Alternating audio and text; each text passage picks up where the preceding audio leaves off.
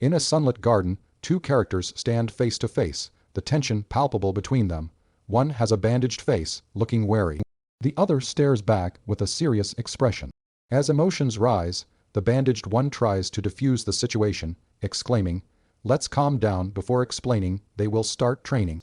He introduces the concept of aura, a crucial aspect of mana usage for knights. While magicians store mana in objects, knights store it throughout their bodies, allowing a burst of power when needed. The teachings of Emperor Alexandro are highlighted as foundational, emphasizing the use of the body as a vessel for mana and demonstrating the physical empowerment it grants. The bandaged one explains that by focusing and erupting this stored mana, knights can experience significant power increases. However, he notes casually that knowing the history of mana isn't essential for their training. In a serene garden, two characters discuss the rarity of mana usage, with only a select few mastering it. The ability to sense mana is a baseline requirement for becoming an aura knight, and one character reminisces about taking half a year to achieve this skill. Despite the time it often takes others, talent plays a crucial role in sensing mana. Roman Dmitri, standing with quiet pride, is aware of the challenges ahead. He's warned that talent and sensing mana are vastly different experiences, and that reality might not meet his expectations. The training premise feels flawed to him, as he already knows how to sense mana, a skill taught by the heavenly demon magician, albeit with limitations. Realizing that relying only on what he knows could lead to degradation, Roman acknowledges the need to understand the reasoning behind practices before proceeding. As they begin the training, emphasis is placed on breathing rhythm and concentration, which are crucial in manifesting aura. Achieving this signifies becoming a star aura knight. In a sunlit garden, the characters discuss the art of aura utilization, emphasizing its potential to enhance both blades and bodies for a short burst of power. As one demonstrates this potent skill, the other exclaims in disbelief, "Tai, there's no way. He's manifesting aura." Thoughts drift to comparisons with Kai from Murim, a practice that efficiently purges waste from the body to store energy. However, in their world, mana is abundant and easily dissipates, which complicates matters. This mana doesn't require stringent restrictions, unlike the barren yet strong Kai of Murim. Roman Dmitri reflects that while the methods to use aura resemble the martial arts of Murim, erupting mana makes the process inefficient. It's a bothersome task needing constant refinement. Despite the inefficiencies, being able to distinguish between the two worlds' approaches provides a greater understanding and a path towards harnessing true strength. In a tension-filled garden, awe strikes as one character exhibits an incredible skill. "I won't be able to manifest aura even with thousands of years of training," he marvels at the demonstration. Confusion follows. Was that aura just now? Only to be met with, "You should be able to tell by yourself." Frustration boils over. "Tell me the truth," one demands, grappling with disbelief at the apparent deception in skill. The mystery deepens as accusations fly. "Why hadn't this power been revealed before? If you had this power 2 years ago, why did you?" Laughter, from the other, adds to the confusion. "Are you laughing at my efforts?" he questions, only to be told, "Let me ask you." The query strikes at the heart of the issue. Have you ever questioned the training methods that you were using? Reflections unfurl, pondering outdated beliefs. It's common for people to take things for granted, he muses, challenging long-held assumptions. Flashbacks of training hint at systemic flaws. Was it because they didn't know about them, or raising questions about the path to mastery? In a poignant exchange, one character questions if their strong faith in Captain Jonathan led them astray, acknowledging, "It's easier to teach it that way." They discuss how sticking to traditional teachings, if they only teach you what they had learned personally, can prevent criticism but may hinder growth. Emphasizing that there is nothing such as a perfect answer in the world, they urge challenging established methods created by past individuals burdened by their own concerns. The conversation shifts to how following others' scripts without question breeds pain when encountering failures. Faced with problems and issues, one realizes change is essential. Reflecting on personal growth, they note, "Just like how I dismissed my father's teachings to create my own path." Deciding to finish training here, the bandaged character is urged, "Please tell me, what should I do from here on?" Suddenly, the scene shifts to a bloody confrontation where one, bleeding, admits defeat. "No, I admit my loss." The blood demon sect vows to follow the heavenly demon sect. The visceral moment highlights the stakes and consequences of their path, blending reflection with the harsh reality of their world. In a moment of humility, A character expresses awe at another's strength, exclaiming, "What am I supposed to do in order to be as strong as you?" He decides to dedicate himself to that powerful individual, believing it would benefit them both if he grows stronger. In a surge of determination, he cries out, "So, tell me, what should I do from here on out?" Observers perceive this as a significant moment. One notes, he throws away his pride. Another character finds the situation interesting, reflecting intrigue in witnessing such earnestness.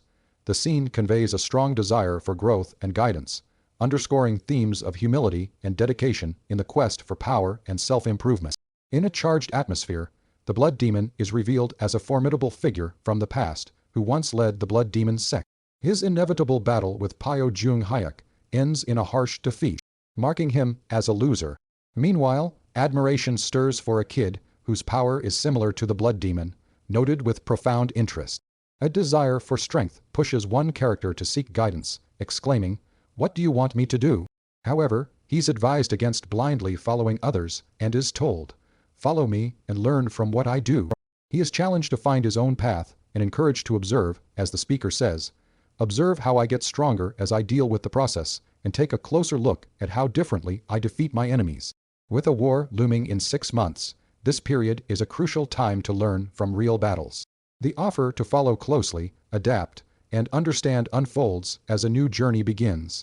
In a dim room, a young boy reflects on his training halfway through the year. He's spurred on with the encouragement, "You just train until you can sense mana." Meanwhile, Chris is praised as a genius, having become a 2-star Aura Knight in just 3 years. However, he is critiqued for not questioning the methods he follows, which invites scorn. "I'm laughing at you because of that." With a determined face, he vows, "I will." Chris surprises everyone by deciding, "I will follow the young master to the battlefield." When questioned, he simply states, "I want to get stronger." His resolve is acknowledged, "You're already the pride of Dmitri." In a haunting flashback, brutality is revealed with chilling words, "That little boy. How did someone like you end up defeated?" Amidst bloodshed, Chris says, "Thanks to you, I'm sure of one thing." In the present, his dedication prompts a profound realization. Following Roman Dmitri signifies there's more to him than meets the eye. His commitment highlights a shift in perception, sparking a new journey towards strength and understanding. In a dim room, a young apprentice receives a task from his master. "If you want to survive on the battlefield, you'll need a secret weapon that you can call your own." He eagerly agrees, "Yes, master." Elsewhere, rumors spread in a busy town that Roman Dmitri has dealt with the Blood Fang, leaving townsfolk skeptical yet intrigued. One man, remembering Roman's feat, finds himself doubting that Roman would help someone like him. Despite his doubts, he admits, he really did take care of the usury issue. As he hurries through the bustling streets, Kevin overhears a reminder to complete evening deliveries. He reflects on his desire to protect those important to me, admiring Roman's strength. Yet, he wonders how to achieve such power himself. Walking home, his thoughts turn to Roman's teachings. Suddenly, his name is called with urgency, "Kevin." Startled, he spins around, eyes widening in surprise at an unexpected sight. In the bustling town square, the young master is met with surprise. "It's been a while," he says, greeted by a man's astonishment. "WH. Why are you here?" Gratefulness swells as the man exclaims, "Thank you, young master, for saving his family from ruin. I don't know how to express my gratitude," the man continues, showing the depth of his appreciation. A proposal is offered by the young master. "If you listen to my offer and agree, you won't have to worry." "Life for me," the master says, promising a life never to regret in return for loyalty. Overwhelmed, the man pledges his life, shouting, "I pledge my life to you, young master." He adds, "My life is in your hands." The young master observes, "This kid reminds me of the crazed stallion, a warrior who would face any enemy on a single command." With a contemplative nod, he thinks of Chris, likening him to a remarkable figure, and muses, "This will be worth my time." In a decisive moment, a character declares with confidence, "All right, from this point onwards, you are mine," signifying a new beginning and claiming authority over the future. In the shadow of a grand estate, Kevin is entrusted with a new duty. "Be sure to help him get used to living here," an elder instructs. Inside, Kevin is assured, "I'll be sure to show you later, so take care," expressing gratitude, "Yes, young master, thank you for everything." The young master departs to his library, announcing, "If you need me, come find me there." Amidst the shelves, he ponders the path of an Aura Knight. In order to become an aura knight, you must first manifest aura, he reads, considering the journey to becoming a 1-star aura knight. The ranks are emphasized. The ability to cut steel with aura defines rank, and you receive special treatment throughout the kingdom. Within the Salamander continent, 6-star knights exist, but tales of the elusive 7-star are scarce. Only a few have reached such heights, their prowess legendary, with flaming blades impacting beyond imagination. The mystery of the 12 blades of the continent lingers, whispered among those who speak of this continent's transcendent forces. The young master delves deeper, driven by the allure of these uncharted powers. In a scholarly setting, the young master muses on the power of magicians, particularly those who achieve the 7-circle rank, earning the title of Archmage. He reflects on their immense destructive capacity, noting, a single spell can level the earth and cloud the skies, surpassing even 6-star aura knights when in numbers. With a contemplative air, he acknowledges magic, abilities that don't exist within Murim, pondering the potential dangers they pose. Despite the uncertainty of facing such beings, he resolves to prepare himself. I won't know when I'll be facing these beings. An air of anticipation surrounds him as he decides to get ready for any challenges ahead. Now then, why don't we start getting ready? He suggests with determination. Transitioning to a rustic scene, the master stands outside an old baron's workshop. This is it, he declares, envisioning it as the perfect place for secluded training. He emphasizes, I won't be needing food or anything at all, instructing that no one should be allowed to enter during his rigorous preparation. In the confines of a secluded space, a young master instructs his people, be aware. Unless my people are under grave danger, do not allow anyone to approach me. Entrusting his command, the master receives confirmation, yes, young master. Alone, he finds himself amidst a pile of straw, noting its peculiar placement. It actually makes the flow of mana feel exotic. Settling into meditation, he reflects on his journey. I need to start at the first step. As he meditates, a surge of fire-like energy envelops him, pushing his limits. I need to gather all the impurities within my body. The pain is intense, blood trickling from his face as he contends with an impurity-filled body. Despite the struggle, he remains resolute. I'll need the power to be able to protect them. The journey to regain his original strength is imperative. As he advances to the stage of Hyun, Wan, he acknowledges it is just the beginning. This dedicated path illuminates a relentless pursuit of power and protection. A week has passed, and Viscount Lampens and his daughter, Flora, arrive at a grand estate. They are asked to wait, promised tea and snacks. As they wait, Lampens remarks on their unplanned visit, noting, they clearly don't want us here, yet decides they must wait patiently. Sitting with his daughter, Lampens acknowledges their mistake and urges Flora to prepare to apologize. Flora reluctantly agrees, understanding the weight of her father's words. Tension escalates when Lampens accuses Flora of sabotaging her engagement, despite her desire to follow his wishes. Doubling down, he stresses the implications for their territory. Do you understand what that means? The only thing left for them to do is to prepare for war. Flora defends their family, insisting the Lampenses are not weak, but Lampens seems unconvinced, expressing frustration at defending against Barcos' aggression.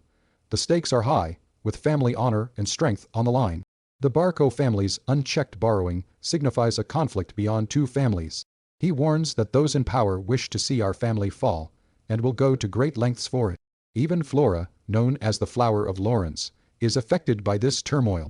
Reflecting on their dire situation, she resolves, there won't be anything left if I continue to be fixated on the pride of being the Flower of Lawrence. Meanwhile, others fret about the Viscount and Flora's prolonged wait and worry about their master's persistent seclusion. The tension rises as a guard hesitantly seeks out the young master, calling out in disbelief, young master. In an elegantly sunlit room, Flora awaits silently by her father, Viscount Lampens. Determined, he muses, I was already determined to do this. Blaming Flora for the trouble they've encountered. His resolve is clear. In order for Lawrence to survive, I need to make sure this marriage happens. Despite the necessity, he clenches his fists in frustration, muttering, this isn't right. Flora, noticing his turmoil, asks softly, if, father. Viscount Lampens stands with resolve and declares, I'll go and find Baron Dimitri myself. Meanwhile, Baron Dimitri works intently, unaware of the mounting frustration outside. Suddenly, the door shakes with a thunderous bang as Lampens bursts in, demanding, what are you doing, letting your guests wait for this long? The tension in the room is palpable, the air charged with urgency and unresolved tensions. In a heated confrontation, Viscount Lampens erupts with frustration, exclaiming, "If you were that dissatisfied with us, you could have just told us to go back." The atmosphere thickens as he's questioned about making an appointment to meet with the Baron, highlighting their unexpected visit. Despite understanding the inconvenience, Lampens insists they had to come without notice, due to unresponsiveness from the Dimitri family. The conversation turns tense as Dimitri's representative challenges their anger, asking, "Are you just here to share that you are angry because you had to wait for half a day?" A flashback reveals Roman's intent to break off the arranged marriage, leaving Lampens reflective yet constrained in questioning Roman's choices. The Lampenses felt they were victims of an unwanted arrangement, and the marriage was primarily desired by Flora's family. Yet, their grievances seem overshadowed, with the Dimitri's position firm. The exchange underscores the deep-seated discord between the families, rooted in unmet expectations and stark realizations. In an elegantly appointed room, Viscount Lampens stands alongside his daughter, Flora, as he makes clear the severity of their situation, referring to the impending marriage. He states boldly, "Isn't us, but in fact you, the Lawrence family," signaling the responsibility they bear in the partnership. As Flora grapples with the weight of his words, she questions, "Am I wrong?" showing her vulnerability and uncertainty in the face of familial pressures. A glimpse into Flora's past reveals her younger self recalling her time at the academy. Her innocent expression speaks of simpler days, underscoring the drastic changes in her current circumstances. This sequence illustrates Flora's internal conflict and the familial expectations that have led to this pivotal moment. In a prestigious academy, where royal children forge bonds, sits a small boy named Joel from a family whose status is questioned. While others believed themselves treasures of the world, Joel was an exception, often left feeling insignificant. One fateful day, Joel made a minor mistake. Unlike others, he faced severe repercussions. A punishment committee was convened. As he stood before stern teachers, a man resembling his father pleaded for his forgiveness, promising to guide him better. Observing from a distance, a girl thought, "That's so sad." Reflecting now, she finds the memory amusing, as though sympathy felt misplaced. Meanwhile, a stern figure questions her compassion, asking, "Who's being sympathetic to who?" It leaves her speechless, realizing the complexity of empathy within her world. In a world where the weak must bow to the strong, Viscount Lampens and Flora stand with regret, realizing a mistake made in pride. Flora bows her head, apologizing to Baron Dimitri, acknowledging her ignorance. Just then, the arrival of young Master Roman is announced, a presence that commands respect. Viscount Lampens is struck by the truth, yet it's too late to change the circumstances. With an imposing entrance, Roman Dimitri captures the room's attention with his dignified aura. Meeting in the grand room, Roman addresses his father, expressing his return from training. They barely begin to speak when the purpose of the visit is revealed. The arranged marriage issue, sparked by Roman's decision. Tensions simmer as the family navigates the mistake that has brought them here, casting shadows on their future paths. In a moment of decision, the head of the family supports his son's choices, saying, "I'll follow your decision, as the head of Dimitri and as your father." Roman acknowledges the consequences of their union, recognizing the threat from the Barco family and suggesting that Dimitri's influence could ensure their survival. Despite the initial intentions, doubts arise. However, on the day when I first met her, he recalls, revealing how Flora's thoughts on the marriage altered perceptions. Rumors and judgments about the fool of Dimitri affected her conclusions, highlighting misunderstandings. Roman reflects, "I want no changes to occur," signifying his wish to break the marriage. His resolve is clear, leaving no room for reconsideration, as he firmly asserts the need to end the arrangement. In a tense standoff, Roman declares, "I want no changes to occur," and demands the marriage be broken off. As the finality of its over sinks in, Viscount Lampens realizes the arranged marriage was their last hope. Their burdens grow heavier, knowing no family would align with them now. Fear grips him as he imagines Dimitri and Barco collaborating, a situation they could never withstand. Viscount Lampens admits, what has happened now was strictly caused by Lawrence's, and proposes compensatory actions, but the Dimitri representative declines any need for payment, valuing future relations more. As an apology, an announcement will be made claiming the breakup was for personal reasons, preventing any alliance with Barco. Gratitude fills the room, wrapping up a chapter of complex family dynamics. As Viscount Lampens enters a grand room, tension fills the air. Inside, Roman Dmitri and another man stand, embodying quiet authority. The Viscount reflects on past misjudgments, thinking, if I was aware of your true worth. The realization hits him hard. I, too, have made a huge mistake, he confesses, enveloped in regret. The heavy door closes behind him, leaving a final note of tension. Inside, Roman faces his father, who queries with concern, "A son?" "Yes," Roman responds, his presence commanding attention. His father puzzles over the recent changes, asking, "What has happened to you over the past week?" Roman's contemplative silence implies much more lies beneath the surface. For a week, Roman Dmitri isolated himself in a shed to undergo rigorous training. He aimed to remove impurities from his body using techniques from the human stage, a preparation stage for becoming a heavenly demon magician. The process was grueling, with Roman engulfed in flames of transformative energy. Preparing even the foundation of the body had a significant effect, reshaping his physical form dramatically. Reflecting on his transformation, Roman notes, "The changes in my physical appearance is proof that I've become a completely different person than before." Meanwhile, his father, Romero, confesses disbelief at Roman's newfound mana circulation, something rare and powerful. This phenomenon allows Roman to move beyond normal human capabilities, impressing everyone as he undertakes the seemingly impossible task of defeating Blood Fang. Despite his son's growth, Romero reassures him, "Be aware of this, my son. I will be sure to lend you a hand whenever you need it." He reminds Roman to never forget his roots with the words, "And I, Romero Dmitri, your father," reinforcing their bond amidst this newfound power. In a moment of reflection, a father vows to always support you from behind, reassuring his son with unwavering loyalty. Meanwhile, a bandaged figure trains intensely, haunted by murmurs of "foolish kid" echoing in his mind. In the dim light, a father's genuine intentions stand out, not cold or ruthless, a rare trait of support without ulterior motives. Recognizing this, the son softly smiles, "Thank you, father, it's not bad."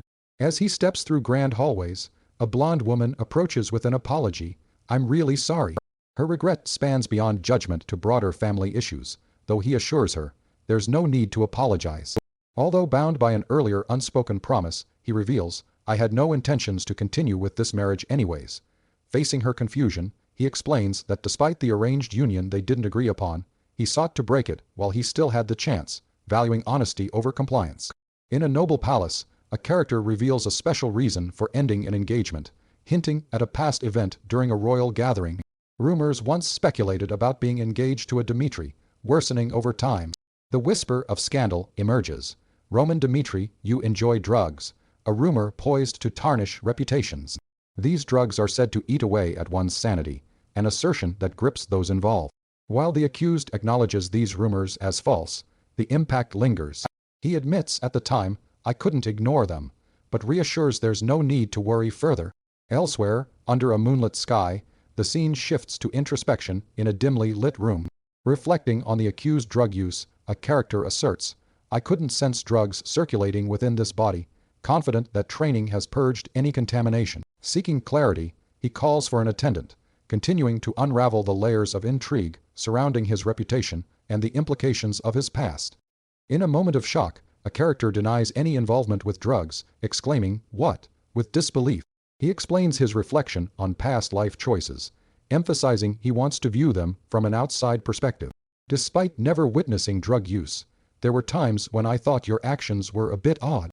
He recalls a month ago when odd behavior followed a social party, suggesting something happened then. The affected character had returned in an odd state and seemed to lose his vitality, isolating himself and consuming excessive alcohol. This led others to suspect drug use during that event. Yet, upon reflection, he considers it far-fetched. Attention shifts to the host of the party, Anthony Barco, the eldest son of Barco. The connection between Roman, who attended the Barco-hosted party, and his arranged marriage to Lawrence fuels suspicions. The party seems pivotal, as post-event, Roman's mental state underwent drastic changes. In the dim light, a man reflects on troubling aspects of Roman's death, pondering over the will Roman left behind. It speaks of fear concerning his younger siblings, hinting he might have been scared of something greater. However, Roman was engaged to Flora, a union that posed strategic advantages, suggesting other motives for despair. The reasoning that Roman ended his life out of fear of war seems incongruous. Something doesn't add up, he realizes. He questions Hans, who confirms no recent closeness with Anthony Barco, yet mentions Roman seemed uneasy around him, especially as marriage discussions with the Lawrence family began. The arranged marriage between Dimitri and Lawrence was a significant hurdle for Barco, who wanted Landrence's territory. Thus, they might have interfered to stop the wedding, doing something sinister to Roman. An invitation from the Barco family arrives, raising suspicions about their intentions amid these revelations. In a tense exchange, Roman Dimitri receives an unexpected invitation from the Barco family. He muses, "The Barcos sent me an invitation." Seeing through their intentions as either brazen or underestimating him, whichever it is. The invitation piques his curiosity, yet leaves him cautious. "It's bothering me," he admits. Determined to face them, Roman learns the party is in exactly 2 weeks from today. With resolve, he commands, "Tell the Barcos, I'll be attending the party." His decision marks the start of a daring confrontation with his rivals. Elsewhere, outside a grand estate, guests are warned, "Don't be too surprised by how different the young master seems." The air is thick with anticipation as visitors prepare to meet Roman. The upcoming gathering promises to unveil alliances and rivalries in a gripping tale of power plays and suspicion. In a sunlit courtyard, Kevin is taken aback by the changed atmosphere around the young master, exclaiming, "Why, young master?" The master inquires how Kevin has been lately, noting that everything feels different. Grateful for the help he's received, Kevin hesitates, unsure of his role in his master's plans. Kevin wonders, "Is there anything I can really do?" Feeling ordinary and uncertain. The master assures him, "I intend to use you as my sword." Shocking Kevin. However, the master clarifies that the path forward is Kevin's choice, offering him 3 options. He can choose to give up the sword entirely, following Hans's teachings for a different role. Alternatively, Kevin may choose to become the master's sword, protecting him closely. Each path represents a unique future, with Kevin poised at a pivotal decision. In a sunlit courtyard, Kevin admits, "I've never touched a sword before in my life." The young master offers him 3 daunting choices. Endure excruciating pain through a method known as limb crushing. Or take this sword and cut off your hand. The chilling options test Kevin's resolve to prove his worth. The master explains that enduring self-inflicted pain can accelerate one's strength beyond others. Recalling the mad demon, once a stray and now one of the 4 heavenly kings, he challenges Kevin, "Now, what about you?" The decision looms large, and whatever Kevin chooses, the master assures him, "I'll be sure to get my worth out of you." The scene encapsulates a critical moment of choice, defining Kevin's path towards proving his potential. In the shadow of a grand decision, Kevin stands before a sword, pondering his future. Memories flood back. A fragile home near the Dimitri castle, where survival was a daily battle. Despite his efforts, life remained unchanged, with the weak often exploited by the strong. The fire of determination is kindled by witnessing that overwhelming strength, a power he longs to attain. Holding the sword, he hesitates to cut off my hand. I don't understand what that would do for me. Yet, the ambition to escape a life where everything is taken drives him forward. Resolute, Kevin decides, "I'll do it," ready to endure pain for strength and freedom. His choice marks the beginning of a grueling journey, embracing challenge for the promise of power. In a moment of sheer determination, a character wields a blade, the room echoing with his cries of agony as he faces the perilous decision to test his resolve. His face contorted with effort, he channels strength through the pain, a testament to his fiery will. Elsewhere, a figure observes with keen eyes, expressing mild frustration under his breath, "Ah, seriously," as the intensity of the situation unfolds. In the tranquil corridors, the sound of footsteps signifies a decision to train under the young master, whose reputation spreads among the ranks. Vice Captain Chris learns that the young master is in a private meeting with Kevin, leaving him curious and somewhat uneasy. His thoughts are interrupted by the discovery of blood on a nearby blade, leading to a shocked inquiry, "Who is that?"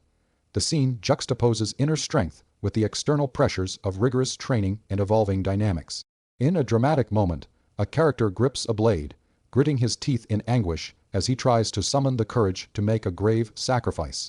Under an intense gaze, he looks up, realizing the need to act.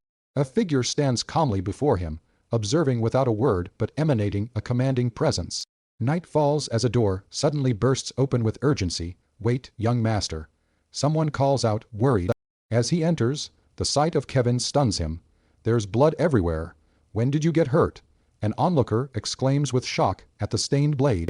Don't worry, it's not my blood, smirks the master, revealing his cleverness.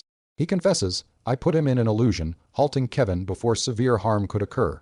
The tactic, known as the charm of the illusion demon, showcased his cunning methods and prevented tragedy by manipulating perception. Thus, the scene captures a turning point, blending tension, strategy, and the thin line between illusion and reality, leaving lingering questions and awe. In the aftermath of using the charm of the illusion demon, a voice reveals, Kevin swung down on his wrist before he fell into the illusion, highlighting the close call with a chilling misjudgment. Reflecting on the spell's power, it muses, if the spell was even a little bit weaker, he couldn't even cut off his entire hand, underscoring the fine line between failure and control. With 2 weeks until the party and 6 months until war, the urgency of preparation looms. Amidst these pressures, a cunning figure smirks, with a statement that hints at untapped potential and pending responsibilities. There's much to teach. The anticipation builds as plans unfold, emphasizing, I'll be getting busy soon, suggesting a whirlwind of both challenges and revelations yet to come. In a grand hallway, the young master reveals a secret technique to his student, warning, the mana enhancement technique that I'm about to teach you is very dangerous. Known as the soul spirit god technique, this ancient method was once cherished by the mad demon. It is perilous, consuming the user's spirit while granting immense strength under excruciating pain. The student learns, even when all the user's limbs are cut off, they must never lose their spirit. The master emphasizes the technique's harshness. Pain will increase daily as the method grows stronger. Despite its brutality, it promises rapid mastery for those lacking basic mana skills, becoming a powerful guardian for everything around them. Grateful yet bewildered by his master's faith, the student tearfully questions young master, why do you trust me? Amidst danger and uncertainty, a bond forged on trust and potential is solidified. In a quiet moment of reflection, a character confesses, I swore that I would offer you my life, but I haven't shown you anything. Doubt surfaces as he admits, I might run away after learning this technique, and earnestly questions, I would like to know why you trust me so much. The calm response, just because, leaves him pondering the simplicity of trust. Determined yet thoughtful, the mentor instructs, we will start training tomorrow. Go get some rest for today. Inwardly, he stresses that unconditional trust can only be obtained once you believe in that person. Memories of betrayal linger as the scene darkens, highlighting its danger. To betray the heavenly demon. Amid the looming shadows, preparations begin for the next chapter within a grand fortress. Training intensifies, emphasizing that the basics are the answer to every action and urging dedication. Do not lose focus. Thus unfolds a tale of trust, reflection, and readiness for the trials ahead. In a bustling courtyard, a character exclaims, yes, looking perplexed and frustrated about being ignored by the young master, who seems focused on teaching another. He's treating me like I don't exist, he laments, contemplating whether he should just beg him to take me back. Despite his determination to wait a little longer, the following days drag on.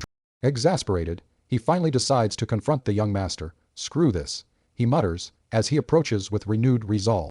He reveals it's been over 2 weeks since I decided to follow you, feeling left out while the master dedicates time to another student. Apologizing for any previous misunderstanding, he pleads to be taught, assuring, I'm confident I can learn anything you teach me. The master replies, just learn while observing me, emphasizing that everyone has their own way of learning, and indirect yet thoughtful guidance. In the tranquil courtyard, a mentor reflects on the unique challenges of teaching Kevin, noting, since Kevin knows nothing, I need to guide him from the beginning to the end. Observing a more experienced disciple, he comments, but you're different, cautioning against a stubborn quest for results over understanding. A surprise suggestion follows, how about it? Have a spar with Kevin. A duel that promises growth. Assurances come swiftly. Kevin is basically my copy, highlighting the strategic advantage of mentoring. The spar also serves as a test. If the disciple's beliefs persist post-duel, personal training will commence. Doubt shadows the disciple's thoughts. Me, sparring with a knight, yet determination blooms. I understand. Let's do it. 7. Confidence rises. I will show you right here that I'm not just some pushover. The scene sets the stage for a clash not just of swords, but of spirits and convictions. In the courtyard, tension builds as the master suggests a spar between a student and a Our knight, despite the student's disadvantage, what would you lose from defeat? Nothing, the master challenges. He emphasizes the importance of growth, urging the student to confront those like Blood Fang, who had previously oppressed him. With determination, the student declares, "I will give it a shot." Meanwhile, the knight, annoyed at facing a novice, wonders why the student seems so confident. Roman's belief in the student's potential fuels the knight's frustration. Get ready. The spar begins with intense focus. And despite skepticism, the student, after just a week of training, approaches the match with enthusiasm. The knight is incredulous at the prospect of losing to someone so inexperienced. A furious clash ensues, with wooden swords striking forcefully. The student's resilience surprises everyone, showcasing potential beyond expectations. In the intense sparring match, Kevin charges with fierce determination, his wooden sword slicing through the air. His opponent, a skilled knight, appears caught off guard by Kevin's unexpected vigor, making it difficult for him to maintain composure. The courtyard around them buzzes with surprise, sensing the depth of potential within the novice. In a tense courtyard, the command echoes, "Get ready." The air is electric as Chris faces his opponent, eyes filled with resolve. A voice warns the novice to guard your front with your sword, anticipating Chris's surprise attack. The duel begins with intensity. Chris lunges forward with a fierce strike, his movements fluid and determined. The novice, startled, takes a hit but quickly recovers, advised to take one step to the side. Gathering his courage, he murmurs, "Oh, one step," and shifts his stance. With a calculated counter, he aims for Chris's chest as Chris tries to kick him. Despite the tension, Chris's experience prevails as the novice narrowly avoids defeat, spinning to regain balance. Amidst the clash, the determination to improve resonates, embodying the spirit of the fight until I surpass you. With adrenaline pumping, the duel promises growth and learning, marking a pivotal moment in their journey. Kevin lies flat on his back, gasping, "Q-hook." Rallying himself, he hears the encouraging voice, "Get up, Kevin." His vision blurs, but the familiar voice spurs him on, "Young master." He recognizes with shock. Through the invisible link of sound domination, the young master instructs Kevin, guiding his movements directly with mana. Kevin, amazed, thinks, even things like this are possible with mana. The voice commands, "Throw yourself to the right," prompting Kevin's swift reaction. Gaining momentum, he charges at his opponent, eyes locked. The strategy is clear. Turn around and aim for his left chest.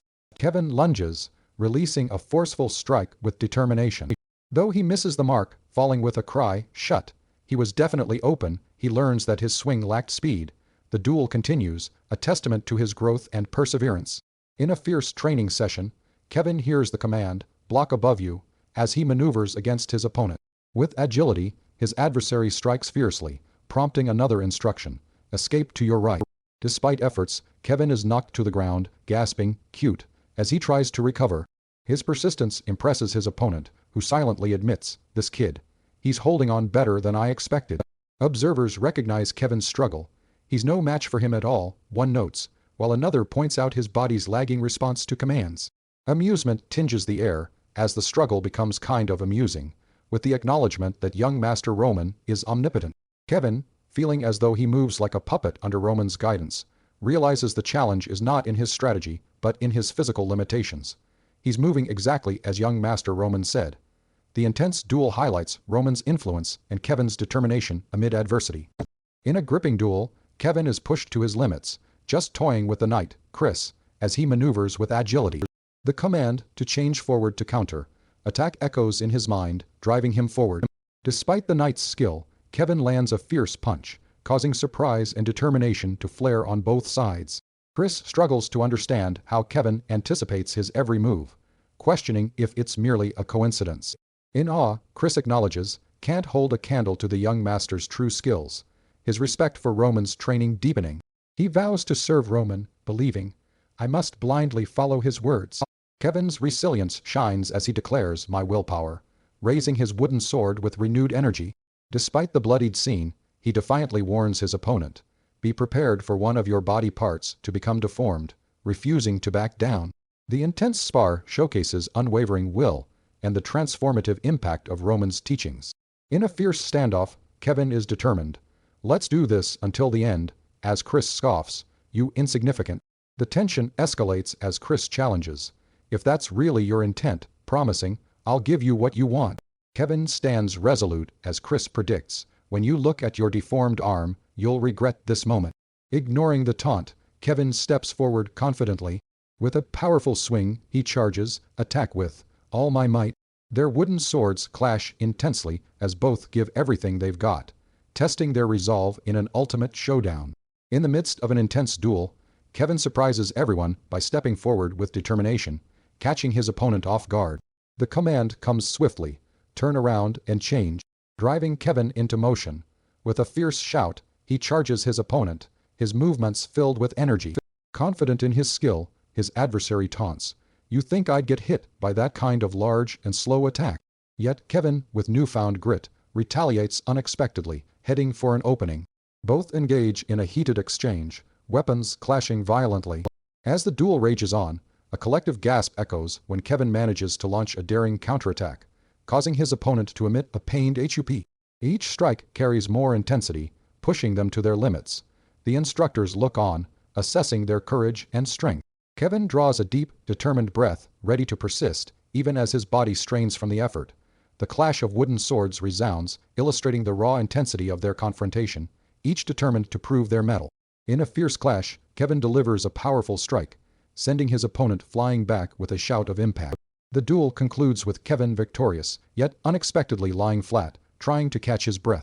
Observers note how Kevin cleverly anticipated his foe's second attack, showcasing growth beyond expectation.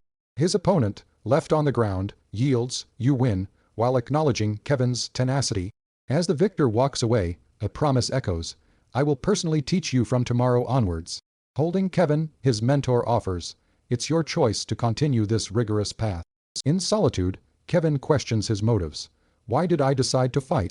Reflecting on the meaningless nature of victory in a fight I had nothing to gain from winning, he confronts the hollow triumph.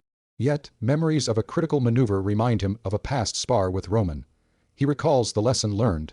If he hadn't taken that risk, he might not have prevailed. In a moment of introspection, a character ponders, "Could I have defeated Kevin without using aura?" Laughing at the realization of Kevin's unexpected strength. Reflecting alone, another muses, "Have I grown from just that one experience?" As the sun streams through the window, the external world urges him, "So what will you do?" Leaving him at a crossroads. Resolutely, he decides he doesn't need teachings. Instead, he plans to grow stronger just by following Roman. Observing Kevin's progress, he realizes every single one of Kevin's decisions were right for the situation, and affirms he's learned indirectly from Roman. Acknowledging Roman's transformation, he's stunned by his young master's growth. The young master is no longer the loser that I know. With newfound determination, he vows, "I'll observe and learn everything," as he looks forward to the journey ahead. The training continues as the character resolves, "Let's continue training," driven by determination. A time jump occurs. 1 week later, anticipation builds for an imminent confrontation. The atmosphere shifts dramatically as the prestigious social gathering hosted by the Barcos approaches, setting the stage for potential conflicts and alliances. Engulfed in tense preparations, characters maneuver through political intrigue and personal challenges, ready to face whatever unfolds at the gathering. The stage is set for a grand confrontation, promising revelations and strategic encounters. The story unfolds a week before a grand social party, buzzing with anticipation in a quaint town. Whispers float in the air about Roman Dmitri breaking off his marriage with the Lawrence family, provoking shock and curiosity among the townsfolk. Rumors suggest this was due to an affair with Flora Lawrence, although some speculate about Dmitri's reputation being worse than expected. Amidst the gossip, laughter echoes sinisterly, revealing manipulative schemes behind the scenes. In a lavish room, Anthony Barco exudes confidence, knowing Roman has confirmed his attendance at the party. "Good, good. Everything is going smoothly," he smirks, looking forward to the forthcoming week. As excitement brews for the event, Anthony muses about it being a long time since he felt this thrilled for a party. The day of destiny arrives, promising a pivotal gathering where alliances will form and secrets may unfold. In a grand estate bathed in sunlight, the young master stands in contemplation, calling hands as though seeking counsel. A dazzling ensemble awaits him, met with skepticism. "Am I really supposed to wear this?" It's explained, "This is your first official gathering since your disengagement," emphasizing the importance of the occasion. Reflecting on the extravagant outfit, the master considers its creator's dedication. A man who spent lavishly to craft such masterpieces. Despite reservations, he chuckles, acknowledging, I poured my entire being into, right, from the tailor. Succumbing to persuasion, the young master smirks, conceding, all right, I'll wear it, embracing the flamboyant attire. As footsteps echo through the halls, he mumbles, geez, while adjusting to his lavish outfit. Outside, anxious waiting prevails. Why is he so late? A guard wonders, expecting the young master's timely arrival. Suddenly, an apology bursts forth.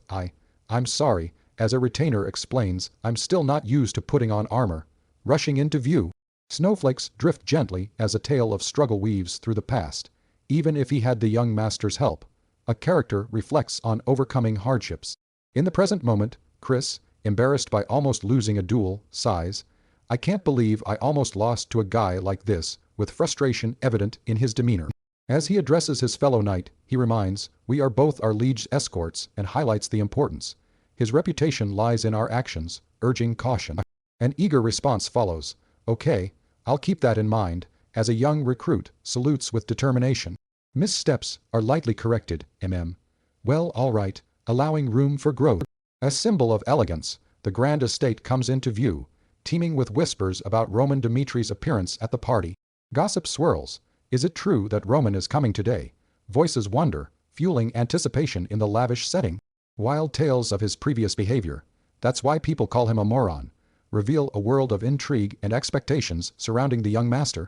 In the midst of a lavish gathering, a lively discussion ensues. Guests mockingly remark about the diminishment of the Dimitri family's business, blaming Roman for their decline. One remarks, what a funny lad for merely participating to rectify his blunders. Roman's reputation precedes him, with whispers questioning, what kind of man is Roman Dimitri? And tales of his stern demeanor spreading amidst swirls of laughter. The jest continues, with one scoffer recalling an encounter where they swore he looked like a woman. As anticipation mounts, a hush falls when a voice announces, Roman Dimitri is entering. With a resolute stride, he captivates the room, every eye locked onto him. Shock ripples through the attendees, for he seems too different from before, leaving many to wonder, what happened to his hair? Amongst the astonished, Sophia of the Gristle family approaches, introducing herself. You've probably never heard of our family. Her words linger in the air, as Roman's presence commands attention, setting the stage for intriguing developments. In a lavish setting, a poised woman introduces herself as part of the Gristle family, not prominent but dedicated to the kingdom of Cairo. Roman Dimitri warmly acknowledges, I am well aware of the Gristle family. How could I not know a family with a history dating back centuries? Later, Roman immerses himself in documents detailing family histories and legacies, explaining, since I am participating as the representative of our family, I must memorize where every person that I meet is from. Such a task is vital for winning favor, especially as the moron of Dimitri. In a bustling courtyard, Roman congratulates a noblewoman on her siblings' accomplishments, his diplomatic charm evident. Amidst this, he greets Magna of the Volt family, admiring their past achievements. Recognizing these connections is crucial, as whispered admiration follows him. Amusing social interactions continue, with Roman being praised for how much he's changed. His engagement with the community underscores a calculated effort to rebuild his standing, blending strategic alliances with personal growth. In a bustling banquet, guests murmur about the unexpected presence of Lord Roman, noting, I always thought you were the closest to a prophet because you were drunk. As laughter echoes, one guest quips, oh my, I was thinking of starting to drink for real. Meanwhile, Lord Roman receives a discreet invitation from the young master to a private meeting in the back room. With a determined air, he muses, I guess it's time for me to show you why I was getting on my nerves. Outside, the estate bustles with knights escorting various families, underscoring the event's significance. Amongst the knights, chatter reveals their curiosity about social gatherings, with one lamenting, we'll never get the chance to go in there. A young, awkward knight struggles with his oversized helmet, receiving teasing comments for being Roman Dimitri's escort. Despite the derision, he remains composed, ignoring whispers about him lacking sword skills. His resolve is tested amidst the jesting, yet his spirit remains unwavering, emblematic of Dimitri's level of endurance. Congratulations! Heavenly Demon Reincarnate marks the end of another intense chapter, leaving readers eager for what's next. The final to be continued serves as a promise of more thrilling developments ahead. As a preview, a stark image captures the intense gaze of a character, purple eyes full of hidden resolve. It hints at challenges and ambitions just beyond the horizon, sparking anticipation for Chapter 20, The Heavenly Demon Can't Live a Normal Life. In a room full of laughter and elegant attire, Roman stands amidst a lively gathering. His eyes lock onto a single figure, sparking whispers around him. "Who are you staring at so intensely?" Anthony, his companion, teases. Roman, visibly taken aback, identifies the focus of his gaze, Flora Lawrence, the flower of Lawrence. It's as if the world narrows, honing in on her presence and beauty, capturing Roman's full attention. The air feels thick with unspoken emotions, leaving Roman momentarily stunned. The Heavenly Demon Can't Live a Normal Life kicks off as Roman arrives at a lavish gathering, where he's beckoned by Anthony Barco, who exclaims, "What happened to you? Where's the old you?" Suspicion fills the air, traces hint at previous guests in the room, suggesting secretive intentions. For Roman remains unfazed, revealing his continuous self-improvement. "I keep changing day by day." Their reunion, filled with tension, lacks warmth. Anthony recalls a scandal that once strained Roman's engagement. "We were caught whispering in the back room." Roman's response masks deeper intrigue as he questions, "Can I trust you?" proposing a test of faith in this murky alliance. As secrets threaten to surface, Roman's poised demeanor sets the stage for a complex play of power and deception, promising new twists in his journey. In a dimly lit room, a character contemplates a past transgression when he betrayed Anthony Barco and sought a political marriage with the Lawrence family. Despite distancing from Anthony, he acknowledges, "I can't avoid them forever," and decides to mend ties. Upon entering, Anthony greets him warmly, accompanied by a girl named Emily Barco, who is introduced as Roman's potential bride. Anthony reassures Roman, saying, "She's part of your family," and encourages him to join them for a toast. Roman declines, preferring to pour it myself. Unseen tensions rise as Anthony subtly mocks Roman, calling him a bastard. Roman, unfazed, chooses to remain diplomatic, while Anthony warns him not to go stuttering to your family anymore, a sign of previous strained relations. The encounter evokes unresolved conflicts and the challenge of navigating delicate alliances. In a lively room, Roman and Anthony share laughter over glasses of wine, the atmosphere warm and spirited. Suddenly, the scene flickers to darkness. As Roman wakes up disoriented, clutching his head, groaning, "Arg, my head, this place." To his shock, he finds himself in bed beside a stranger. "What the hell is going on here?" he cries, bewildered. His mind racing, he struggles to piece together fragments of the night before. Anthony, appearing suddenly, panics. "Anthony, what the hell have you done?" he shouts, his face twisted in confusion and anger. As realization dawns, Roman grapples with the horror of the situation, unable to recall how it all happened. In a dimly lit room, Anthony sits, addressing Roman with a grave tone. "Listen carefully, Roman." He expresses concern over the scandal, stating, "I can't just let this matter slide."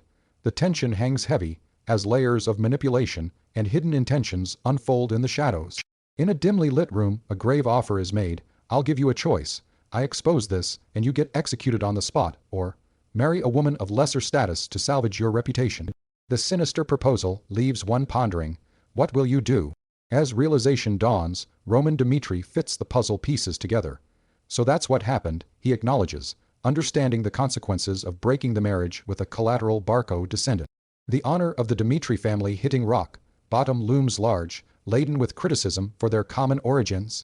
Facing dilemmas of heart and duty, Roman reflects on such choices being miserable indeed. Despite his disdain for the situation, expressed bluntly as pathetic, he remains resolute. His piercing gaze demands answers, asking, "Why are you hesitating, Roman?" The stakes are high, intertwined with family honor and personal resolve. In a tense exchange, Roman is presented with a stark choice: execute a political marriage for power and control in the Northeast, described as wielding absolute power. Disgusted, Roman questions, "Just for that?" astonished by the trivial offer. 2. A voice declares, "This is not a choice," threatening to humiliate the Dmitri family's reputation should he refuse. 3. In anger, Roman kicks over the table, snapping, "For such a pathetic reason," rejecting the proposal. Back in the vibrant party, a character named Flora greets him warmly. "Lord Roman, where have you been?" Politely excusing himself, Roman insists, "I just had something to attend to," despite her urging to stay longer. 9. He parts quickly, brushing aside the intrigue of the gathering, embodying a man focused on his path, unconcerned with superficial power plays. In a heated confrontation, a character explodes, demanding to take back what you said, "You bastard." Tension electrifies the air as another reflects quietly. I feel the same as you, but warns that opportunity arises. As the scene shifts, voices raise in a chaotic mix, filled with determination and urgency. A sudden clash erupts, swords clanging with force. In the midst of chaos, one shouts, Kevin, with raw emotion, urging the young warrior onward. The battleground is alive, knights sprawled across it, embodying intensity and rivalry. Amidst the frenzy, Kevin is seen among defenders, underscoring the stakes of battle. The chapter concludes with a promise of continued action and a sneak peek that hints at unresolved tension, as a captivating gaze locks onto unseen challenges ahead.